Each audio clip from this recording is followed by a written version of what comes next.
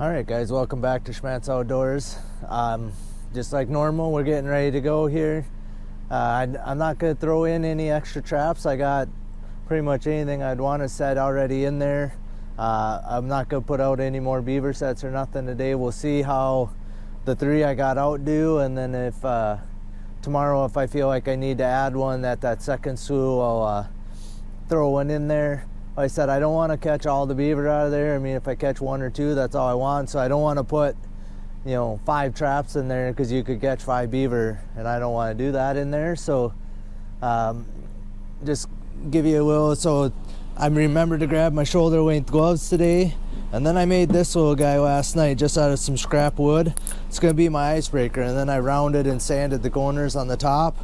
So when I'm walking out in a slough, I could kind of bust the ice in front of me and around my sets, so I don't have walk into it with my waders, try and protect my waders a little bit, and then keep my hands dry.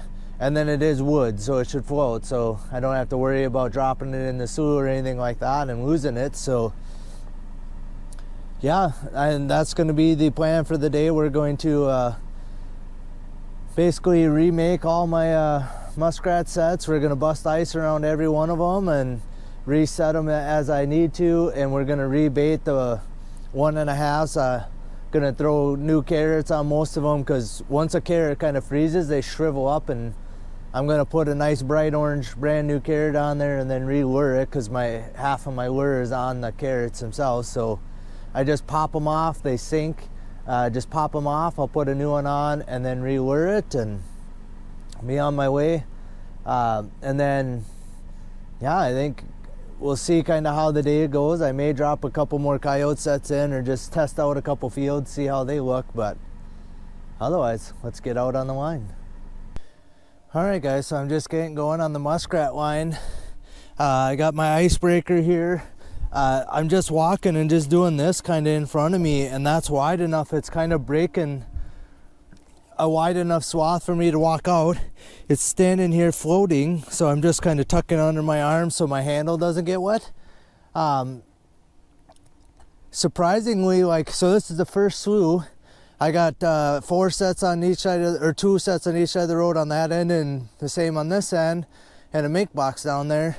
The ice is only right up next to shore, basically from here in, there's ice, so 6-8 feet of it. I figured this slough is going to be froze over, to be quite frank with you. It was 25 at my house when I left, or when I was eating breakfast. It's up to 32 already now, so I may not have to bust as much ice as I thought, and I may actually have catches, because all 8 of the sets here were all working. I already put a new carrot, so down on the other end I added a new carrot fresh on each one, and then I re-lured it. But this one here, the trap is set off, and I got my first catch of the day. Decent sized looking muskrat. So I've only checked basically 6 sets, because I haven't checked the 2 on the other side of the road, and I got a catch already. So yeah, maybe the ice won't be quite so bad. I'm still going to use this and walk out to every pole set like this and put a new carrot on every one until I maybe run out of carrots. I may have to stop at the grocery store and get me some more, but we're gonna keep doing this, and then we're gonna re-lure all these sets. Make sure that my 110s, my carrot, I want it right at water level. Make sure that they're all set at the right height. So hopefully in the next 4 or 5 days here, it's supposed to be 50s for highs, even up into the 60s. I want all these sets working the best I can.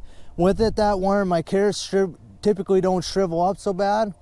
So a nice bright orange carrot on here now. If anything's swimming by, hopefully I can make a catch. But yeah, so we'll get this muskrat out of there. I'll get this set re-lured, and we'll check the ones on the other side of the road and just keep moving on. So again, that's gonna be today. We're busting ice around every set, rebaiting them, re-luring them, moving on. All right guys, I'm not real sure how this happens, or how this happened. So I think I showed you guys this the other day. So there's a barbed wire fence right here, and I walked into it because it's, I mean, like right at water level. When I set these, so this is as far out as I wanted to get because I don't want to cross this fence with my waders on. Yesterday I literally walked to like right here just so I could see the two sets.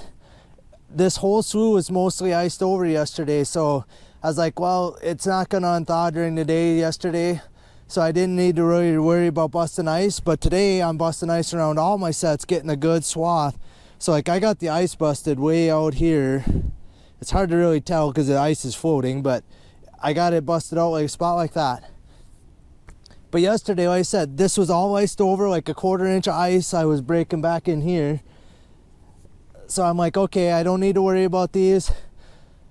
You know, they're gonna be iced in, they ain't gonna make any catches. But when I come out here, I see my 110 is set off. So I'm thinking, okay, the ice shifted a little bit and set my 110 off. But I could see under the water, I got myself a catch. So, okay, that's a little weird. Because like I said, this was completely iced over. Like, I don't know how well you could tell, but this whole slough, other than a little spot way on the other side over there, is still open. But this whole slough is froze over, you know, with, I don't know, good 1/8 inch, if not more, maybe 3/16 inch of ice.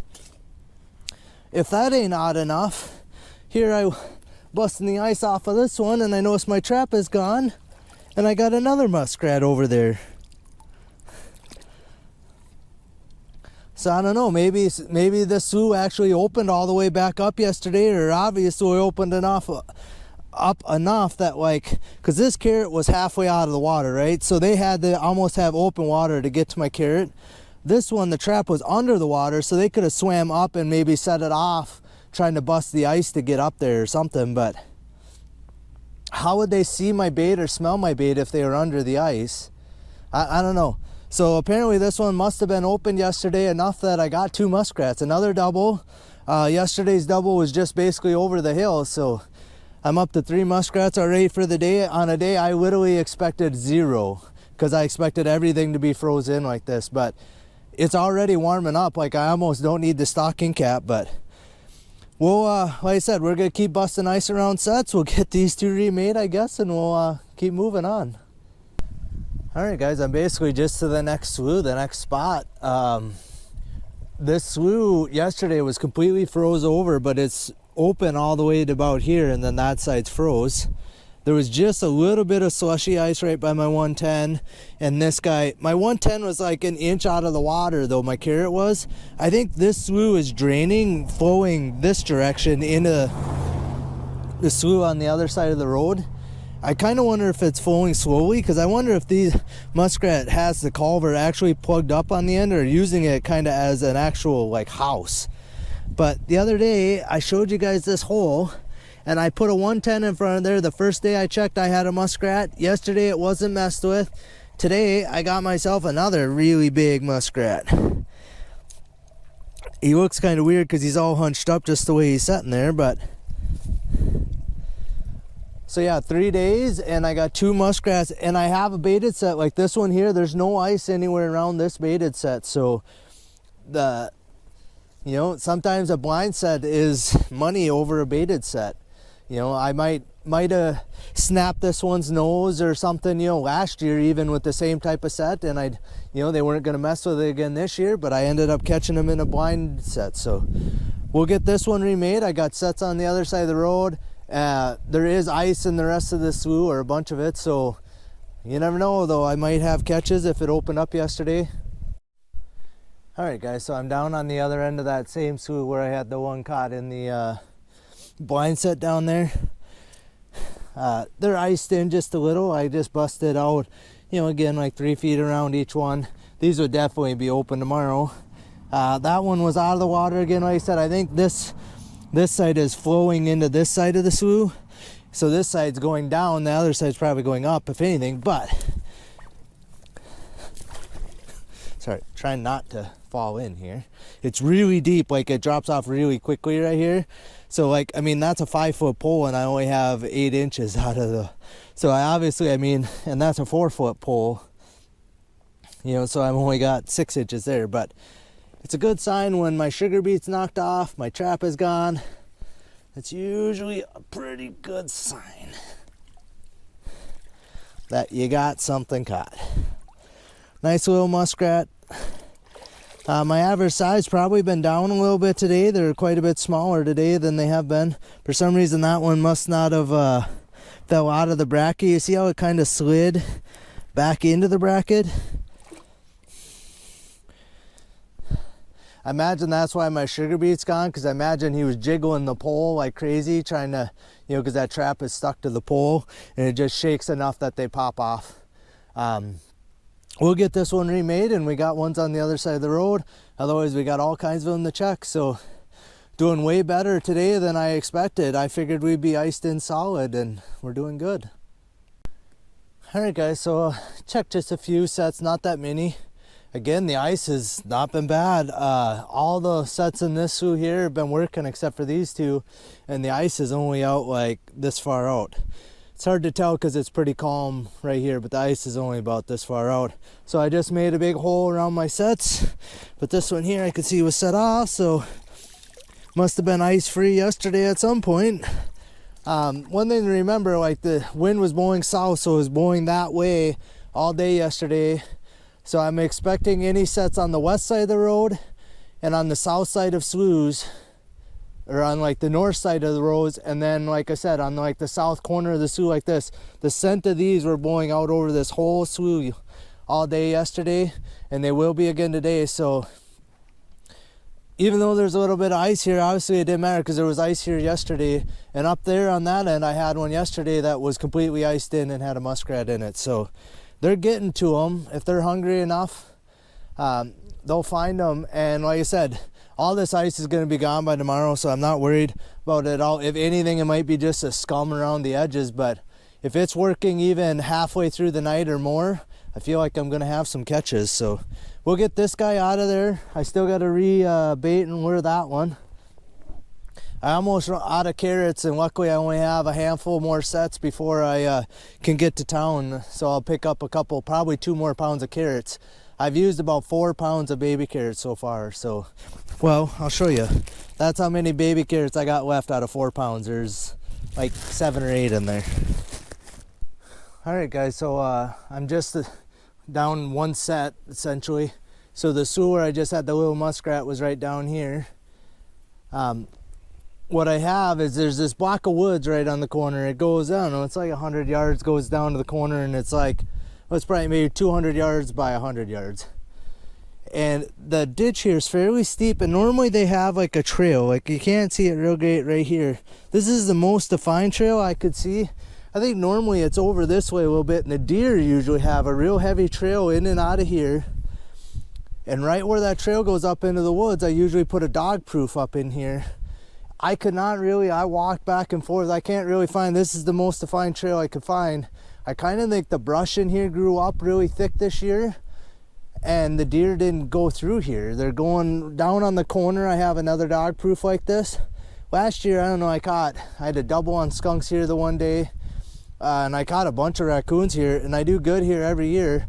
So it's kind of surprising it's taken this long. I'll kind of try and show you. So what we got is we got ourselves a raccoon right over there. And I just got him, he's tied off to this tree right here. Looks like a decent raccoon, but if I get up here, I don't know how well you can see, but it goes right here, goes right by this little tree. There's like a little game trail, goes right on the high bank here. And I just had my dog proof basically sitting right in the middle of that trail. And I got myself a nice raccoon here. Like I said, it's super thicky, brushy in here. So I don't know, for some reason the deer didn't make a trail through here this year. So, all right, guys. So silly me thinking I might be able to get by without remaking a coyote set today. I only have basically the ones that I'm at the feedlot again. I caught a coyote over there, 2 skunks over there, and I caught a skunk right over here the first day. And I've caught a raccoon and a skunk in this trap, and I got another big skunk in there. Man, as soon as he woke up from his nap, he was grouchy. Like you can see his tail is up. He's ready for action there. So the wind is blowing like this direction, so I'm gonna try and be careful so I don't stink my truck all up because it's downwind and I got the windows open. But yeah, so this is I got one more coyote set after this. I have put in 2 brand new ones. I just got done doing that, and I'm gonna put in at least probably 2, 3, 4 more maybe today. I don't know, we'll get a few more in today. It's still fairly early, it's only shortly afternoon right now, so I do have all those beaver sets and all that stuff still to check, so you know, it just depends on how long it takes down there. But well, I hope you guys can see him good. I don't want to get real close to him. He's right here. He's got his tail up in the air, standing there at attention, aiming it at me. So looks like a beautiful striped skunk. So I thought maybe by chance I'd get a day without catching one. I've been averaging over 2 a day for the last week, so I don't think I'm gonna be under my goal of, or at my goal of under 20 skunks for the season at this rate. And I've been catching big ones, so I don't know. We'll get this guy remade, get him out of here. I don't know, I may end up trying to add like a fresh set in here in a day or two. You know, maybe even one on each, one here and one on the other side. The coyote sign's just ridiculous here, so I'm wondering if these mucked up sets from catching these nuisance animals are kind of hindering my coyote catching maybe here. But yeah, so like I said, I don't know. I may in a day or two here, we'll see what I keep catching here and when I got time to do it. That's another thing too, but I'm not going to do it today. Like I said, I feel like they should be working good enough to be catching coyotes. I mean, I catch coyotes and remakes all the time, so. All right, he looks like he's kind of calmed down a little bit. Like I said, we'll get him dispatched and out of here, and then we got a whole string of water sets again, so maybe we got a few more muskrats to show you. And a beaver or 2, that'd be cool. All right, guys, so this little sluice, all it is, just runs along the road here for a ways each way, and then they kind of, at some point, I think they dug this out, made a little slough here. You can see like right here, there's a big hut. There's one like right over here. I don't really want to get out here too far, so I mean, ideally I'd be like just beyond all these, but I don't know. I didn't really want to walk that far out there because it is fairly muddy in here. But so I have a pole set here. I just rebaited it, and this one here I had a 110, and I finally caught a little muskrat on this side. So last year, the culvert is right here. Last year I had my set like way up here amongst all these weeds, and I was catching one like at least every other day, if not more. So I don't know, but there's still sign in here. So like I said, we'll get this guy out of here. We'll get it remade, and we'll move on. All right, guys, so I'm down to the big slough where the beaver are. The beaver house was over here last year. I wasn't sure if there's even muskrats in here, but I put a couple sets as long as I was here. And it looks like I got a nice big one. You can see he's still actually biting on the carrot. So I've only checked, I got 1 220 checked in these 2 pole sets. So we'll get this guy out of there and we'll walk down that way and see if we got anything else. I know one beaver set isn't set off. The one that's in that floating set is still working, but the wind isn't really perfect in here right now for catching the beaver that are over there. The wind's blowing away from their house instead of at their house. But all right, guys, I had nothing else in any of the rest of those first beaver sets. Yesterday I added a beaver set in here, and when me and Dad were standing here, a beaver comes swimming out, and we'll give you a quick look at what we got here. Just set my hammer down. So they got a pretty good sized slough here, and then on the other side of this, there's another big slough, but the beaver house is right out here. They dug a channel through this fence line so the water could go both ways, and it's right on the opposite bank, so I'd actually have a hard time getting to it. And I don't know if you can see it, but out here in the water, there's a big pile of brush. So they got a pretty good sized feed bed out there, and they've been cutting up in these trees. And yesterday the beaver, right where this point of pencilweeds or cattails is, come swimming out, and he swam like right out here, just kind of out in front of us. So like the whole time we were here, it was like he was watching us. And we didn't pay that much attention once you got out there a ways. But this is what you want to see. Let's hope you guys can see. Right here is the tail and a big back foot sticking out of the water. So I put a beaver set, a caster mound set with a foothold on right here, and run a drowning wire just past this limb of that log. So it's running like right here, just so I figured he couldn't tangle in the end of that log. I put a couple pole sets in over here, which I see one set off, and then I have a mink box in the cattails right over here. It's one of those, like, if I'm gonna stop, let's stop and make an effort here. I don't know if there's muskrats in here. I knew the beaver, damn near fell. I knew the beaver were here, obviously. And the reason why I knew is these chopped corn stalks. And actually on the other side of the road over here, there's just a little tiny spot of water, but there's all kinds of muskrat huts over there. So I put a couple muskrat sets in there the other day, and there was actually these cut corn stalks in that little slough. So I'm like, there's no beaver house in here. So when I come across the road, I could see over there, I could see the, like I said, it's like right over here. I could see the corn stalks kind of piled up on the side of the bank over there. So let's get in the water here. The ground is super hard here, so I had a hard time even getting like any amount of sand or anything to so I ended up digging with my trapping hammer right over here to get me some loose sand, and then I made my set. It's right here. So I just piled a little bit of dirt and some of the sand I could right here, and then I smeared caster all up on this bank, and it doesn't even look like my trap was right here. I had it facing so the levers were going this direction. I'm trying that out this year instead of setting sideways, hopefully, and trying to get away from, it seems like in the past I've caught a lot of just single back foot, or I'll have like a single toe in there of a back foot. And I'm wondering, with my trap setting sideways, they just put their back foot on it and they only got to just catch a toenail on the end of that pan and it'll go off.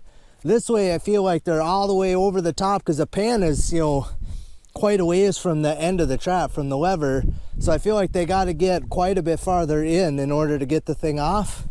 Thinking he would try and stop so he could get his nose up and drop his feet down. And obviously it worked here. It looks like a big beaver just from what I could see sticking out of the water. I didn't really anticipate that you were going to be able to see him this easily. The water's super clear. I mean, you should be able to see really nicely from the road. I mean, obviously my truck's right there.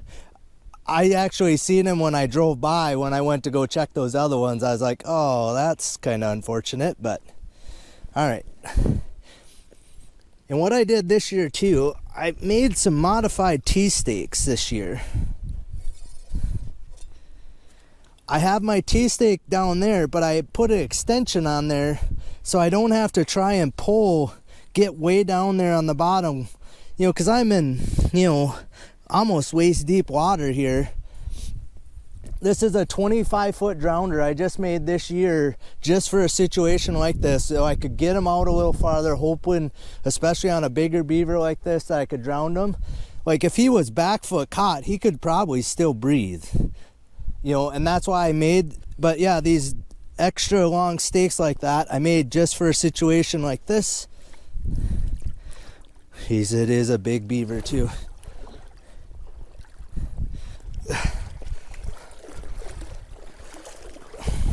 It is a giant. Ugh. Oh my gosh. Got him by the front foot. Ugh. Look at the size of that beaver. I would say he's gonna go over 60 if I had to guess. He is big. And the one that we seen swim out here yesterday looked like a giant beaver, but got him. Nice deep catch on the front foot there. Like I said, I had my trap actually, so like when he would have come down, that's how my trap was setting on the bank. So the bank would have been by his nose. That's exactly how I wanted to get him caught in there. That is a big beaver. I had a hard time just dragging him one-armed to get him up here to the bank so I can get him out of there. As long as I got you on, we'll walk over here.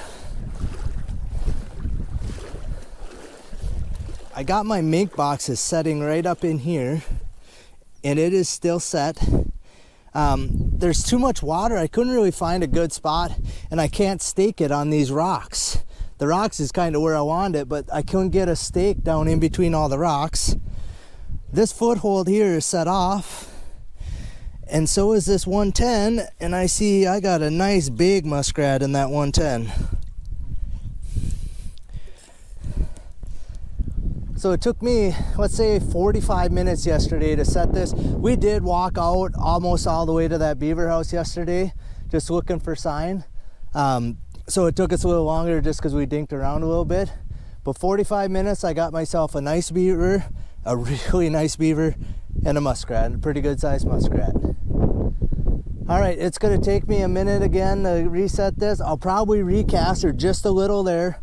If I catch one more beaver out of this slough, I'm pulling. Even though as big as that one is, I'm sure there's a whole family of them out here. I don't want to catch every beaver in the country. I've said that before. I want to catch, like just one there. The only animal I haven't caught this year would be a weasel, and I haven't put out my boxes yet.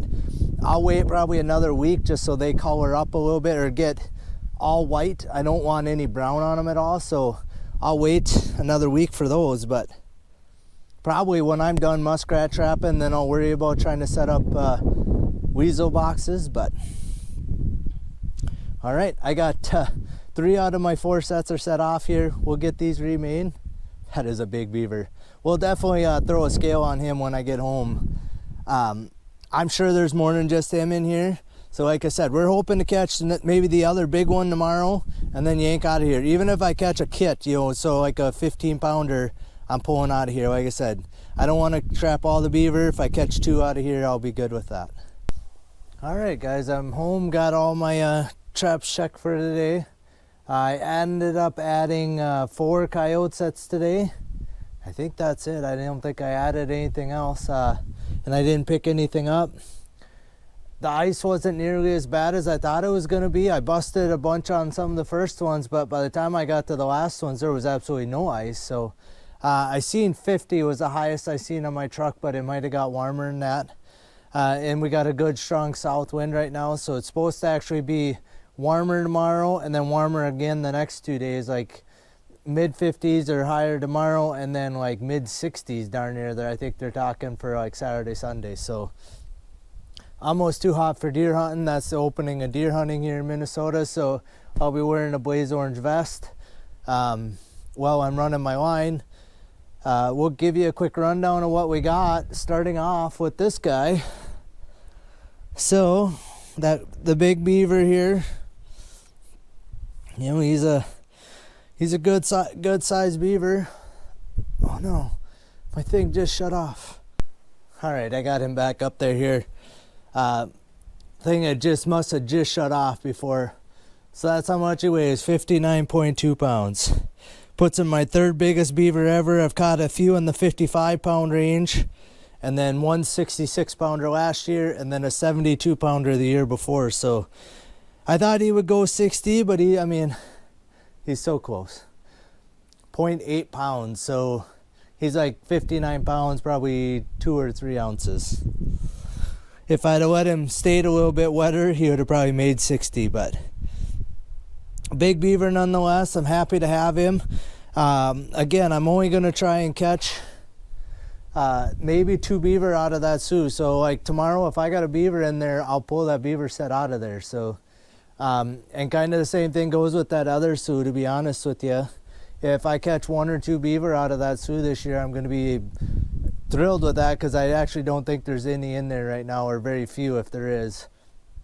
There's no sign right now that they're in there, but the wind is blowing the wrong way for the one that I had set this spring. So I don't know, we'll leave them in there for a few days. Like I said, if I catch 1 or 2 beaver, I'll pull all the sets. Where I caught this beaver, if I catch 1 more in there tomorrow, hopefully it'll be the mate to this one. We'll yank them out of there too, or yank that beaver set out of there. I don't think I mentioned it while I was on the line, but my otter set was set off where I have a 220 in front of a culvert. You know, I kind of necked it down with some weeds, so it was basically, you know, my 220 would be the only place. It was set off and pulled way to the side. It looked like the blocking I had put was kind of knocked down. I don't know. Who knows what I had caught? There's, I mean, obviously no sign of anything there, but I am going to, I kind of forgot about this, but I bought some 280s this year because in Minnesota, our traps, that size of a trap, a 280 or a 330, have to be half submerged. Well, there are times where, like on a creek like that, I'll have some water, but I can't get them like a 330 quite that submerged. So my 280s are a little bit shorter, and it's just that much less water I need. And I do have, it'll give me a little more option of where I can put it there, because the 220 in the 220 stand wasn't quite hardly high enough to get it. So like, roughly half my trap was out of the water, and I wanted like the top bar of my trap, more than like this out of the water. I wanted it like that far up, just to give the animal a little more confidence to swim through there. So I think tomorrow I'm going to throw in one of those 280s. I think my 330H stands will work for it. But yeah, it will give me a little more options. I'm going to swap that guy out. I'm going to be, well, there's no way for me to ever know. I was going to say I'd be pretty upset if I know that I missed an otter right there. I don't know what else would have been in, 8 inches of water going through there and pulled my trap. Like a muskrat ain't gonna move my 220. It was probably 3 feet from where it was set. Just the way I got it staked, and the chain is that long. So, and there is 3 swivels in that chain. So if I caught like an otter, he can flop around a little bit and then hopefully, not pull out of there. Obviously something set it off today and got out of there. So, but yeah, so I'll be probably swapping out traps there tomorrow. You never know, maybe there's an otter waiting for me tomorrow, but like I said, we'll be putting in a different trap either way there, if I remember to grab it. Or I might even, when I'm done talking with you, go grab it. We'll give you a quick rundown of the rest of what we got today. So I got the one big coon early on there. He's got a burr right here in his back, but we'll get him combed. He doesn't already have a tail again. That's kind of odd. I mean, I do catch them every now and then with no tail. This is the second one this year. I got the one big skunk that I had caught in the coyote set. Oh, I tore mine for the bait. So I got a big skunk in there. I actually got the ones from the last couple days are chilling back here by this tree. I'm actually gonna try and we'll suck essence tonight, and I'll probably try to skin a few. Like this one here has really nice stripes on him. They're not maybe the whitest, brightest white stripes, but they're really wide. So I think we're gonna make the effort to try and skin him, and I don't know how many of these other ones are worth skinning. Kind of depends on how they smell and then what the stripes look like when I get that far. And then for me kind of being bummed about the ice situation, I mean, I know I keep saying it, but I expected 0 catches today on muskrats. I figured most of my sets were gonna be pretty frozen. It was 25 here at the house, but as soon as I got going on the line, it was 30, and it didn't warm up that quickly this morning. But so I don't know, like in the yard, it must have got just a bit cooler, but out in the open, it must not have got quite as cold, because I ended up with 9, I think 2, 4, 6, 8, 9. Yeah, 9. They're not huge ones. Like, that's a great big one, and that one is, but I also got just a little tiny guy there on the end. So yeah, I was a little surprised. I did bust ice. I made sure they're all working. I went to the store and bought some more carrots. So I put on all my baited footholds, I put brand new carrot on and re-lured it with the same lure that was on the carrot before. And then I re-lured using bread and butter on the sugar beet. I only replaced the one sugar beet where it was, had fallen off. So they all should be working hopefully tomorrow. Some of the floating ice might end up bumping into my 110s or something like that, and might set a couple of them off. It's just, I can't do anything about it. Like I said, I busted a spot around each one trying to kind of prevent that hopefully. But you never know, it just the way the ice blows around a little bit, it don't take much to bump the trigger of a 110 and it's gonna set them off. So I'm expecting a few of them set off tomorrow like that. Otherwise, I'm expecting most of the Saus to be completely wide open now for like 5 days the way it looks. So hopefully we can, even if I'm catching just 10 a day, you know, 10 a day for 5 days, that's 50 muskrats. So I'll take that. Otherwise, I don't really got too much else for you. We're going to get skinning. Like I said, we're going to take care of skunks tonight. I don't know. I'll get the muskrats. I've been skinning the muskrats and fleshing them every night and getting them on stretchers. That way I kind of keep up with them. There's no reason to freeze. When I got 9, it's going to take me an hour total, and I'll have them all skin fleshed and on stretchers. So I might as well just get that done tonight. That way I don't have to try and unthaw them later on and that type of stuff. The rest of this fur will probably get froze if I had to guess. The skunks, I'll get the essence taken out of them. I skin them, or I open up around like the back legs very carefully, because you don't want to nick one of the glands, you know. And then I actually disarm them. I actually cut like that part of it, the glands all the way up to their back hips and the whole intestinal tract, everything that's basically behind the back hips, I cut completely out of there. I call it disarming them.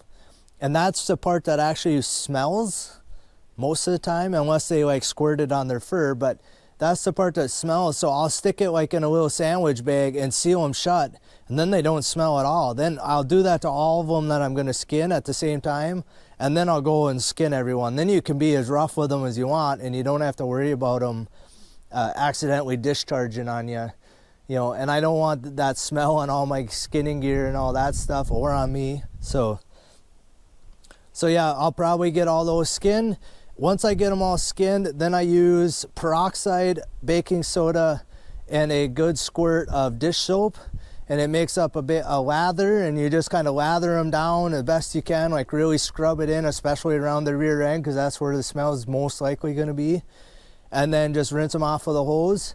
And then I'll do those first before I skin anything else, and then I have nails on my door right here, a roll of nails.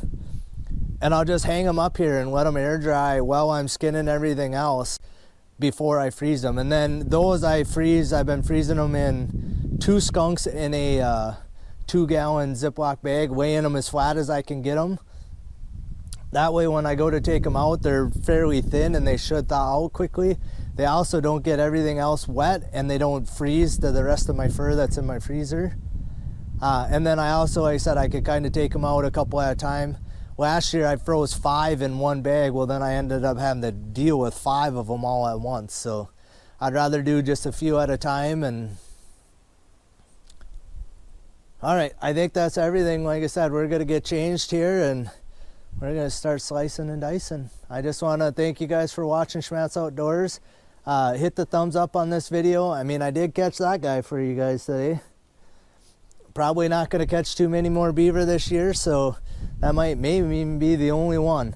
That is one on my list now too. So the only animal that I can trap in my area that I really haven't got is an otter, which again is 1 in a million, but I have not got a weasel, which I don't have any weasel boxes out yet. So probably another week or so they'll start changing color. They should be completely white in about another week here, I think. And then we'll throw a few. I got 5 weasel boxes out, and we'll probably try and drop a few of them out and just see if a guy can connect with a weasel. I may have to wait for a couple of the little creeks to freeze up before I can drop my weasel boxes in some of the culverts, because there's water flowing everywhere right now. But otherwise, like I said, I think the beaver is basically the last one. A weasel is a bonus animal, and an otter is a bonus animal. So I've got the main majority of what I can catch in my area already caught, at least one of each one. So, all right, we'll see you out on the line tomorrow. Tight chains, everyone. All right, guys, I just wanted to give you a little bit of an update here, and I wanted to show you something real quick before I sign off for the day. So I did get 5 of the 6 skunks I had skinned. The other one's got just a gazillion burrs in them, and it just is not worth dealing with them. This one doesn't have the greatest white. I mean, he has white in his tail. It just not showing up. He doesn't have the widest stripes in the world. This one has super wide stripes. So I got 2 really big ones. This one and this one are really big. These are probably, average size. And then I got my raccoon skin here hanging on the end. You know, he's probably 4XL raccoon. You know, if that gives you any kind of indication to the size of that skunk, you know. So if he's 4XL, he's probably a 2XL on the same scale. And this one here is probably 3XL, honestly. And then these guys are going to be, you know, I don't know, like extra larges, whatever. But I just wanted to show you. So I still got all my muskrats left to skin over here. I just wanted to show you this rack. So this summer I showed making a video of this rack, this beaver skinning rack.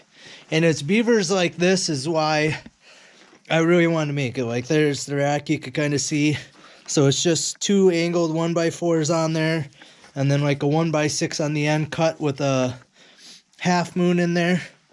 I actually thought it was going to be too wide when I first made it. But actually I think it's going to be perfect for a beaver, especially this size. You know, I'm not going to catch 59 pounders every day. But even like a 45 pounder, I feel like it's going to help me kind of hold them in place. So I'll cut all the feet off, the tail off, and then, you know, you split them right down the belly. I could start skinning towards me. And then when I want to move him, part of the trouble with a beaver this size, like once you get like half of him skinned, you know, you get to like here, you got to kind of roll them on their side to skin around the back. And we'll see if I can do this one-handed, but...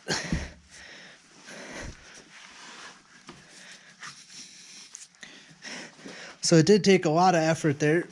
Just make sure you don't fall off. But now you could see like he's laying almost perfectly on his side. I could get darn near to the midline, and if I want to go a little farther, I could just move him over and he'll be held right there, and I can go and cut, you know, take this whole side off all the way basically to the midline. And I don't have to be fighting the weight of that beaver, flopping, you know, pulling against me, trying to roll back, laying flat on his back, or trying to lay flat on his belly. And I can basically skin one whole side. This rack, I can just, it will set this way across my table without falling off as well. So I can spin the thing 180 degrees, do the opposite side, you know, or flip the beaver around. But I don't, it's going to save me from manhandling the beaver so much, trying to just get them skinned.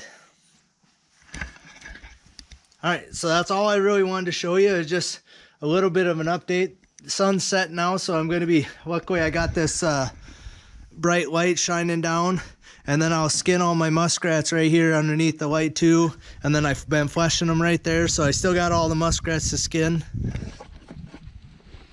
So yeah, it'll be probably a good hour and a half, because it'll take me half an hour for this beaver and an hour to get all the muskrats done. So a good hour and a half out here, be well into dark before I get done with all this stuff. But that's, I just want to show you this little rack. I think it's going to pay dividends.